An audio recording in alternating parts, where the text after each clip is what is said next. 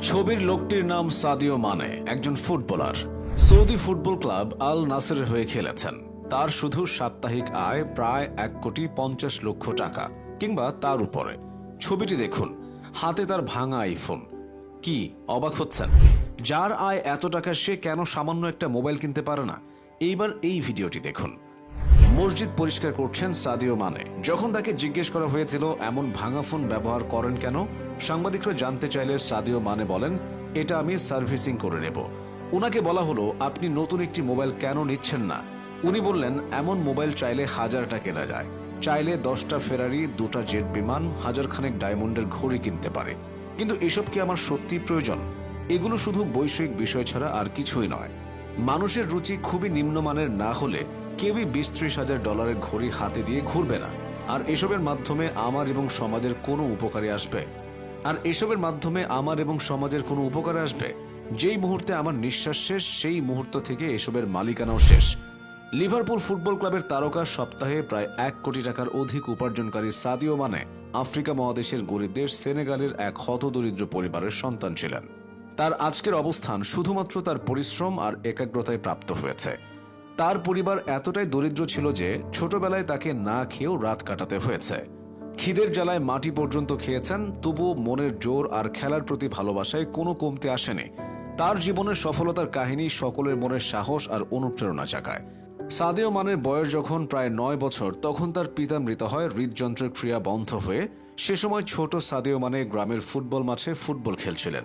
তিনি এক সাক্ষাৎকারে বলেন, আমার বাবা যখন অসুস্থতায় যন্ত্রণা কাতর ছিলেন, আমরা তার চিকিৎসার ব্যবস্থা করতে পারিনি, কারণ তাদের গ্রামের কাছাকাছি কোনো সরকারি হাসপাতাল ছিল না। আমার বাবা দুপুরে অসুস্থ হয়ে প্রায় সন্ধ্যায় মৃত্যুর কোলে ঢলে পড়েন। তখন আমার এই কষ্ট সহ্য করতে হয়েছে। আর একটি হাসপাতালের অভাব অনুভব করেছি, আর কষ্ট নিয়ে ছুটে বেরিয়েছে। বর্তমানে তিনি তার দেশ সেনেগালের গ্রামের বাড়িতে সম্পূর্ণ ব্যক্তিগত অর্থায়নে একটি আধুনিক চিকিৎসা সুবিধা সম্পন্ন বহুতল হাসপাতাল নির্মাণ করেছেন, যাতে তার বাবার মতো আর কাউকে বিনা চিকিৎসায় মরতে না হয়। এছাড়াও নিজ গ্রামে করেছেন মসজিদ, স্কুল, গরিব পরিবারদের আর্থিক সহযোগিতাও করছেন। সাদিও মানে আরো বলেন, দারিদ্র্যের কারণে আমি পড়ালেখা করতে পারিনি। আমি শিক্ষিত না, তাই হয়তো শিক্ষার গুরুত্ব বুঝেছি।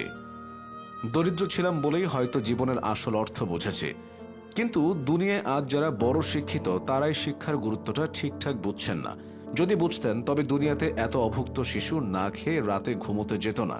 মানুষ দিন দিন এভাবে ভোগ বিলাসে কয়েদি হয়ে উঠত না। আমি নিজের বিলাসবহুল বাড়ির পরিবর্তে অসংখ্য স্কুল তৈরি করেছি। দামি পোশাকে ওয়ার্ড্রোব ভর্তি না করে বস্ত্রহীন মানুষকে বস্ত্র দিয়েছে। নিজে দামি গাড়ি চালানোর পরিবর্তে অগণিত স্কুল শিক্ষার্থীদের স্কুল বাসের ব্যবস্থা করেছে। প্রতি সপ্তাহে সপ্তাহে দামি রেস্টুরেন্টে না খেয়ে অগণিত ক্ষুধার্ত শিশুর খাবারের ব্যবস্থা করে দিয়েছে। আমি কোথা থেকে উঠে এসেছি এটা আমি জানি। তাই তো সময় পেলে ফিরে যান নিজ গ্রামে, আড্ডা দেন ছোটবেলার বন্ধুদের সাথে। কি বুঝলেন? এটাই তো হওয়ার কথা ছিল। জীবনের উপলব্ধি তো এটাই। তবে জীবনকে উপলব্ধি করতে চায় না আমাদের সবাই। আমরা শেকড়কে ভুলে যাই অনেক সময়। নিজের অতীত ভুলে যাই, নিজে কোথা থেকে উঠে এসেছি সেটাও ভুলে যাই। শিখরে উঠে শেকড়কে ভুলে যাওয়া চলবে না। তখন মূলত নিজের অস্তিত্বকেই অস্বীকার করা হয়।